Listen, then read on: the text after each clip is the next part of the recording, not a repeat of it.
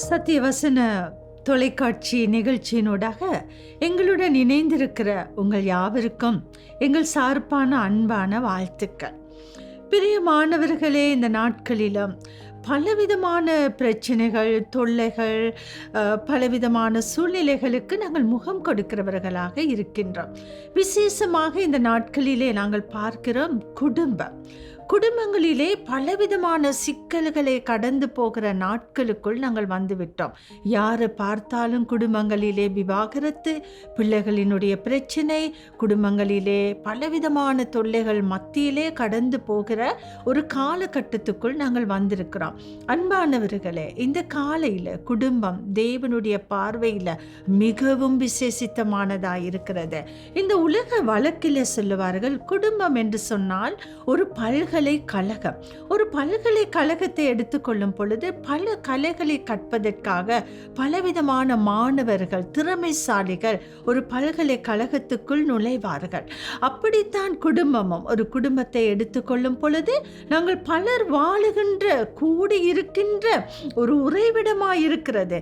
ஆனால் அங்கே வாழுகின்றவர்களுடைய குணாதிசயங்கள், அவர்களுடைய தகுதிகள், அவர்களுடைய தாளந்துகள் எல்லாமே வித்தியாசமாய் இருக்கிறது.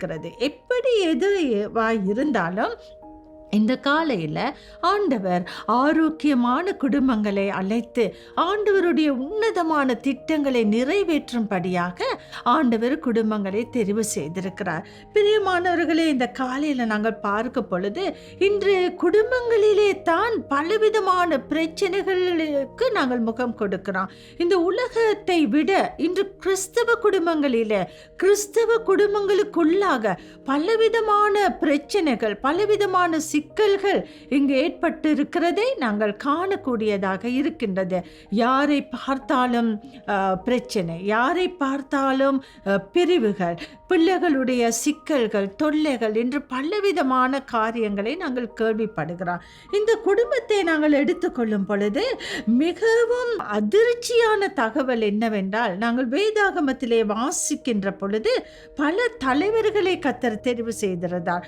உதாரணமாக சாமுவேல், தாவீது, இப்ப ஏலி, இப்படியான நிறைய தலைவர்களை கர்த்தர் தெரிவு செய்து தன்னுடைய காரியங்களை முன்னெடுத்து செல்லுவதற்காக, தன்னுடைய மக்களை வழிநடத்தி செல்வதற்காக இவர்களை எடுத்து ஆண்டவர் பாவித்திருக்கிறார். ஆனாலும் நாங்கள் முதலாம் சாமுவேல் புத்தகத்தை நாங்கள் வாசிக்கின்ற பொழுது இந்த முதலாம் சாமுவேல் புத்தகத்தில் நாங்கள் பார்க்கிறோம், ஏலி என்கிற ஒரு தலைவனை காண்கிறோம். அவர் யார்? அவர் இஸ்ரவேல் மக்களை விசாரித்து ஆசாரியத்துவ ஊழியத்திலே, ஆன்மீக வாழ்விலே வழிநடத்திய ஒரு தலைவனாக இருந்தார். சாமுவேலை எடுத்துக்கொண்டாலும் சாமுவேல் இஸ்ரவேல் மக்களை நியாயம் தீர்த்த நியாயாதிபதி, ராஜாக்களை அபிஷேகம் பண்ணினவர். அவரும் ஆண்டவருக்குள்ளாக மக்களை வழி நடத்தி கொண்டு வந்த ஒருவராக இருக்கிறார். ஆனாலும் பிரியமானவர்களே, இவர்களுடைய 2 பேர்களுடைய குடும்ப வாழ்வை நாங்கள் எடுத்துக்கொள்வோம் என்று சொன்னால், இவர்களுடைய பிள்ளைகளை குறித்து நாங்கள் பார்க்க பொழுது இவர்கள் கர்த்தருக்கு பயம் இல்லாமல் தங்களுடைய இஷ்டத்தின்படி நடந்த முரட்டாட்டமுள்ள பிள்ளைகளாக இருந்தார்கள் என்று வேதம் சொல்லுகிறது.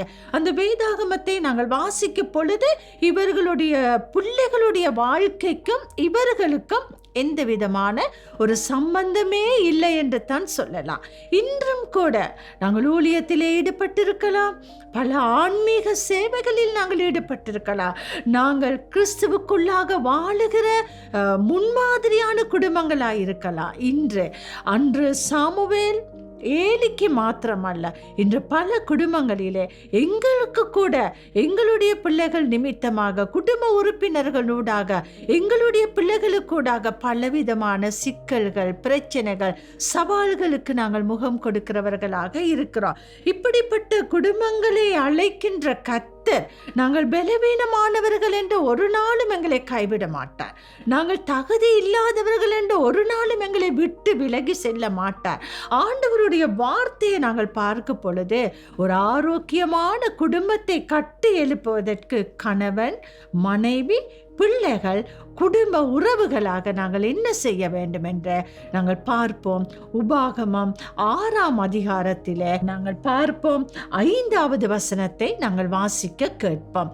உபாகமம் 6ஆம் அதிகாரம் 5ஆம் வசனம். நீ உன் தேவனாகிய கர்த்தரிடத்தில் உன் முழு இருதயத்தோடும் உன் ஆத்துமாவோடும் உன் முழு பலத்தோடும் அன்பு கூறுவாயாக. பிரியமானவர்களே, ஒரு ஆரோக்கியமான குடும்பத்தை கட்டி எழுப்பதற்கு நாங்கள் நினைக்கலாம், நாங்கள் நல்ல உழைப்பாளிகளாக இருக்க வேண்டும், அல்லது நல்ல திறமைசாலிகளாக இருக்க வேண்டும், அல்லது ஒரு கண்டிப்புள்ள தந்தையாக தாயாக இருக்க வேண்டும், அல்லது இந்த சமுதாயத்திலே ஏற்றுக்கொள்ளப்படுகிற ஒரு குடும்ப பின்னணியிலிருந்து நாங்கள் வந்தால்தான் ஆரோக்கியமான குடும்பத்தை கட்டியெழுப்ப முடியும் என்று நாங்கள் நினைக்கலாம்.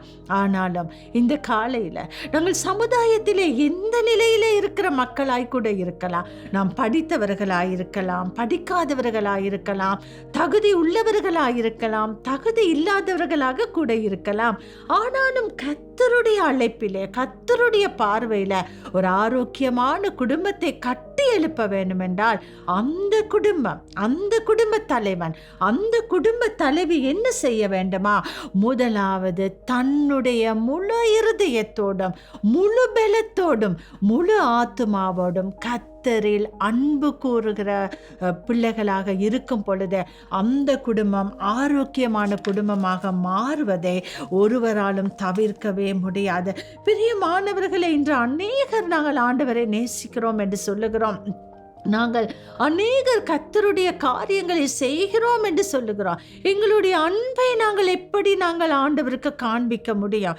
அங்கே வேதம் சொல்லுகிறது, எங்களுடைய முழு இருதயம் என்கின்ற பொழுது அந்த முழுமையான உள்ளத்துடன், அங்கே நாங்கள் அந்த அதிகாரத்தை நாங்கள் வாசிக்கும் பொழுது முழு இருதயத்தோடும் முழு ஆத்துமாவோடும் முழு பலத்தோடும் என்று எழுதியிருக்கிறது.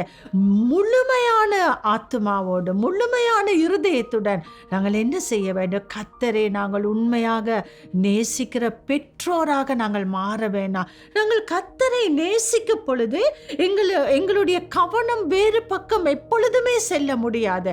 இன்று அநேக திட்டங்களை நாங்கள் வைத்திருக்கலாம், அநேக நோக்கங்களை எங்களுடைய பிள்ளைகளுடைய வாழ்க்கையில நாங்களே வைத்திருக்கலாம். ஆனால் உண்மையாகவே ஒரு கர்த்தரை நேசிக்கிற ஒரு குடும்பம், ஒரு தகப்பன், ஒரு தாய் பிள்ளைகளை வழி நடத்துவது என்று சொன்னால் அவர்கள் முதலாவது கர்த்தரை நேசிக்க பழக வேண்டும். நேசிக்கும் பொழுது எங்களுடைய குடும்ப வாழ்வில் ஆண்டவரோடு இருக்கிற அந்த உறவை நாங்கள் அதிகப்படுத்திக் கொள்ளும் பொழுது ஆண்டவர் எங்களுக்கு தன்னுடைய திட்டங்களின்படி அந்த குடும்பத்தை வழி நடத்தி செல்லுகிறவராய் இருக்கிறார். நாங்கள் உதாரணமாக யோவான் எழுதிய சுவிசேஷத்திலே 14ஆம் அதிகாரத்திலே ஒரு வசனத்தை நாங்கள் வாசிப்போம். யோவான் 14ஆம் அதிகாரம் 23வது வசனம். இயேசு அவனுக்கு பிரதி உத்தரமாக, ஒருவன் என்னில் அன்பாயிருந்தால் அவன் என் வசனத்தை கை கொள்ளுவான், அவனில் என் பிதா அன்பாயிருப்பார், நாங்கள் அவரிடத்தில் வந்து அவனோட வாசம் பண்ணுவோம் என்று சொல்லுகிறார். அங்கே இந்த வசனம் சொல்லுகிறது, ஒருவன் தேவனிடத்திலே அன்பாயிருக்கும் பொழுது, நாங்கள் அன்பாயிருக்கும் பொழுது, அவருடைய கற்பனைகளை நாங்கள் கை கொள்ளுகிற பொழுது கர்த்தர் என்ன செய்வாராம்? எங்கள் மத்தியிலே வந்து வாசம் பண்ணுவாராம், எங்களோடு கூட உறவாடுவாராம்.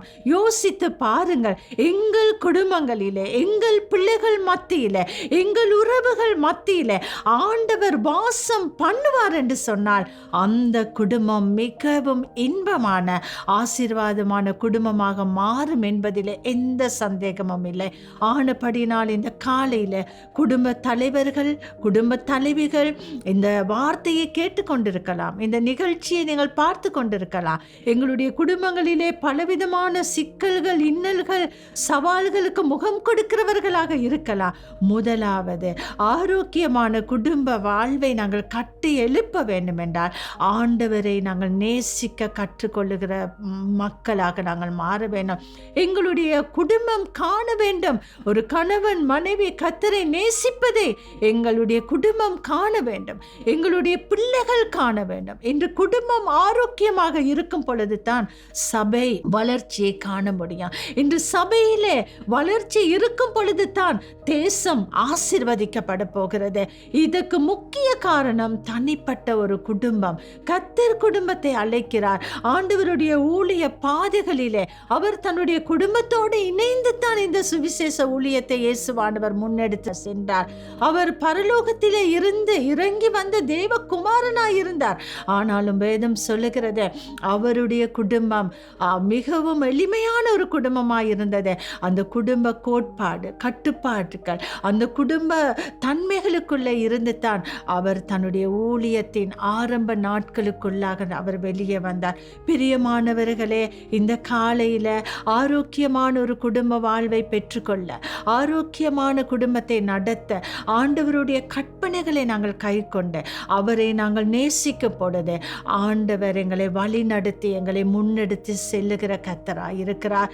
எங்களுடைய குடும்பங்களிலே நாங்கள் விட்ட தவறுகள் ஏராளமாய் இருக்கலாம், நாங்கள் செய்த பிழைகள் ஏராளமாய் இருக்கலாம். சில வேளை நாங்கள் எடுத்த தீர்மானங்கள் தவறான தீர்மானங்களின் நிமித்தம் இன்று எங்களுடைய குடும்பம், பிள்ளைகள், உறவுகள் பாதிக்கப்பட்டிருக்கலாம். அது எப்படிப்பட்ட நிலையில இருந்தாலும் பரவாயில்லை. இன்று கர்த்தர் விரும்புகிறார் ஆரோக்கியமான குடும்பத்தை கட்டி எழுப்புவதற்கு ஆண்டவருடைய அழைப்பு எங்களுக்கு கொடுக்கப்பட்டிருக்கிறது.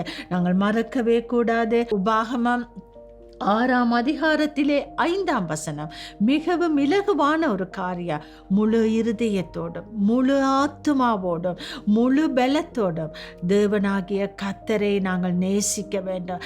அவரை நேசிக்கிற பொழுது அவர் என்ன செய்கிறார்? எங்களுக்கு தம்மை வெளிப்படுத்துகிறார். எங்களோடு வந்து அவர் வாசம் பண்ணுகிறார். அவர் தமது வழியை எங்களுக்கு அறிய பண்ணுகிற கர்த்தராய் இருக்கிறார். இந்த காலையில் இந்த ஆரோக்கியமான குடும்பத்தை கட்டி எழுப்பும்படியாக கர்த்தர் எங்கள் ஒவ்வொருவரையும் அழைக்கிறார். நாங்கள் எங்கள் குடும்பங்களை, பிள்ளைகளை, உறவுகளை நாங்கள் ஆண்டவருடைய கரத்தில் ஒப்பு கொடுப்போமா?